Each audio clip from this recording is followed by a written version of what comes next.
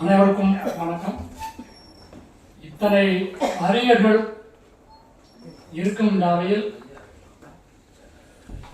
நான் கூறுவதற்கு என்ன இருக்கிறது என்று புரியவில்லை. அவர்கள் அளவு எனக்கு அந்த புலமை இல்லை. இருந்தாலும் நான் உள்வாங்கியவற்றை உங்களுடைய கூற விளைகிறேன். புதுமை இலக்கிய தன்றில் 1090வது நிகழ்ச்சியில் வரவேற்புரை நிகழ்த்திய பேராசிரியர் நடராஜ் அவர்களுக்கும் தலைமை உரையாற்றிய பாவலர் செல்வ மீனாட்சி சுந்தரம் அவர்களுக்கும்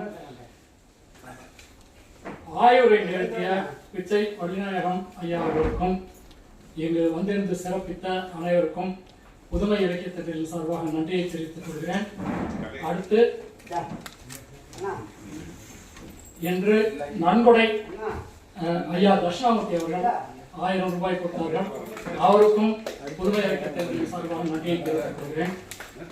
அப்புறம் இந்த குறள் அதிகாரத்தில் மிகையினும் குறையினும் நோய் செய்யும், அடுத்து மருதன வேண்டாவாம் யாக்கைக்கு, நோய் நாடி நோய் முதல் நாடி, இந்த 3 குறட்பாக்களும் நாம் அடிக்கடி திராவிடர் கழக மேடைகளில் கேட்டிருக்கிறோம்.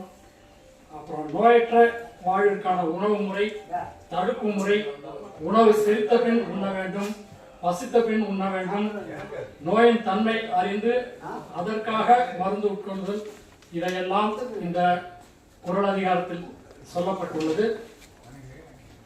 அப்புறம் மருத்துவத்தின் 4 கூறுகள்: மருத்துவ பயனாளி, மருத்துவர், மருந்து, மருந்தை சேர்ப்பவர், செவிலியர். செவிலியர் என்ற வார்த்தை கூட இந்த குறள் அதிகாரத்தில் வந்திருப்பதாக ஐயா மீனாட்சி ஐயா அவர்கள் குறிப்பிட்டார்கள். நோய் வராமல் தடுப்பதே சிறந்த மருத்துவம் என்பதை வள்ளுவர் வலியுறுத்துகிறார். மக்கள் உடல் நலத்துடன் வாழ வேண்டும் என்பதை வள்ளுவர் 2000 ஆண்டுகளுக்கு முன்பாகவே விரும்பி இருக்கிறார். அடுத்து வரவேற்புரையில் ஐயா பேராசிரியர் தண்டராஜ் அவர்கள் மருந்து எனும் விருந்தை அருந்தி செல்ல வந்திருக்கும் அனைவரையும் வரவேற்கிறேன் என்று ஒரு அருமையாக குறிப்பிட்டார்கள். அடுத்து தலைமை உரையில் செல்வ மீனாட்சி அவர்கள் அன்பான கடவுளின் எதிரிகளே என்று மருத்துவரை நோக்கி பெரியார் கூறியதையும் சொன்னார்கள். இவ்வாறு சொல்லும் பொழுது எனக்கு வேறொன்று ஞாபகம் வருகிறது. ராஜாஜி அவர்கள் பெரியாரை பற்றி உங்களுடைய கருத்து என்ன என்று நிருபர்கள் கேட்கும்போது என்னுடைய அன்பான எதிரி அப்படின்னு குறிப்பிட்டார்கள். கிட்டத்தட்ட இது ரெண்டும் ஒரே அளவிலே இருக்கிறது. அப்புறம் மீனாட்சி முறையா குறிப்பிடும்போது நோய்க்கான காரணம் கடவுள் என்று சொல்லி பயமுறுத்தி வைத்திருக்கிறார்கள் இந்த மருத்துவர்கள் கூட அப்படின்னு குறிப்பிட்டாங்க. அப்புறம் ஆய்வுரை நிகழ்த்திய பிச்சை வள்ளிநாயகம் அவர்கள் சொதி சோறு தேங்காய்பால் பாசிப்பருப்பு கொண்டு செய்வது என்று குறிப்பிட்டார்கள். நான் இந்த குறள் பற்றி அவங்க பேசியதை பற்றி சொல்லாமல் அவர்கள் பொதுவாக கூறிய கருத்துக்களை மட்டும் இங்கே சொல்ல இருக்கிறேன். ஒரு மருத்துவர் 40 குறள்களை சுட்டிக்காட்டி வள்ளுவர் ஒரு மருத்துவர் என்று குறிப்பிட்டு எழுதியிருக்கிறார் அப்படின்னு சொன்னார்கள். அப்புறம் மூச்சு பயிற்சி செய்ய வேண்டும், கட்டாயம் செய்ய வேண்டும் என்று குறிப்பிட்டார்கள். மிகையினால் உண்டாகும் நோய் அதாவது உணவு அதிக அளவு எடுத்துக்கொள்வதால் உண்டாகும் நோய் அதை வயிற்றை பார்த்தாலே தெரியும் அப்படின்னு நல்ல அருமையாக குறிப்பிட்டார்கள். அடுத்து உணவின் அளவை அதிகரித்துக் கொண்டே போவதால் உடல் நலம் கெடுகிறது அப்படின்னு குறிப்பிட்டாங்க. அப்புறம் ஒட்டகத்தின் கழுத்தின் அளவு 15 அடி அப்படின்னு குறிப்பிட்டாங்க. அது ஒரு புதிய செய்தி. அது தண்ணீர் குடிக்கும் முறையே வேறு என்று குறிப்பிட்டார்கள். வாழ்நாளுக்கும் பயன்படும் அதிகாரம் இந்த மருந்து என்ற அதிகாரம் என்று குறிப்பிட்டார்கள். நலம் என்பது உடல் மனம் சார்ந்தது. அடுத்து கழிவு அகற்றம், 3 கழிவுகள் அகற்றப்பட வேண்டும் என்று குறிப்பிட்டார்கள். அதாவது உணவு உண்பதற்கு தகுந்தாற்போல் அதனுடைய கழிவுகள் வெளியேறும். அந்த கழிவுகள் அவசியம் வெளியேற வேண்டும் அப்படிங்கிறத பற்றிலாம் குறிப்பிட்டார்கள். நம்முடைய உடம்பை நாம் தான் கெடுத்துக் கொள்கிறோம் அப்படின்னு குறிப்பிட்டாங்க.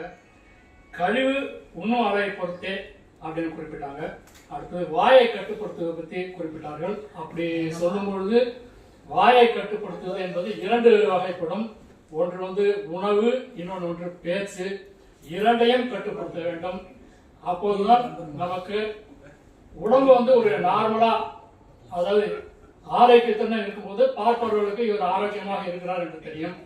நாம் அளவோடு பேசினால் இவர் சரியாக பேசுகிறார் என்ற நினைவு மக்களுக்கு வரும். அது வந்து நம்முடைய பேச்சு தான் நமக்கு வந்து ஒரு மரியாதையை கொடுக்கும் என்று குறிப்பிடுகிறேன். ஒவ்வொரு வினைக்கும் விளைவு உண்டு.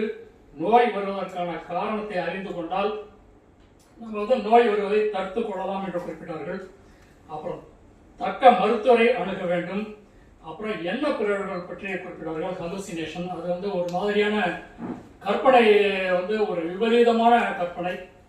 அப்புறம் மருத்துவர் என்னுடைய கருத்து வந்து மருத்துவர்கள் எல்லோரும் வந்து ஏன் கடவுள் நம்பிக்கையாளர்களாக இருக்கிறார்கள் என்று நினைக்கும் பொழுது அவங்க வந்து அவர்கள் கொடுக்கும் மருந்து வந்து சரியாக வேலை செய்யவில்லை அப்படின்னு அவங்கள்ட்ட போய் சொன்னா, நான் என்னால் முடிஞ்சதெல்லாம் பார்த்துட்டேன், அதுக்கப்புறம் அவன் பார்த்துப்பான். அவர்கள் தப்பித்துக் கொள்வதற்காக இப்படி ஒரு கருத்தை அவர்கள் வந்து சொல்றாங்க. மேலும் நல்ல அருமையான கருத்துகள்,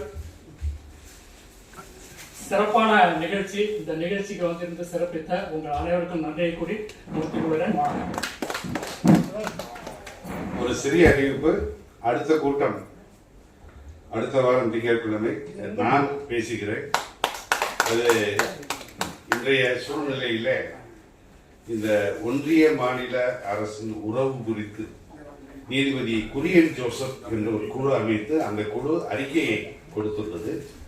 அந்த அறிக்கை என்ன சொல்கின்றது என்பதை பற்றி விரிவாக பேசுவதற்கு அடுத்த வாரம் அடுத்த நிகழ்வுகளை நான் பேசுகிறேன்.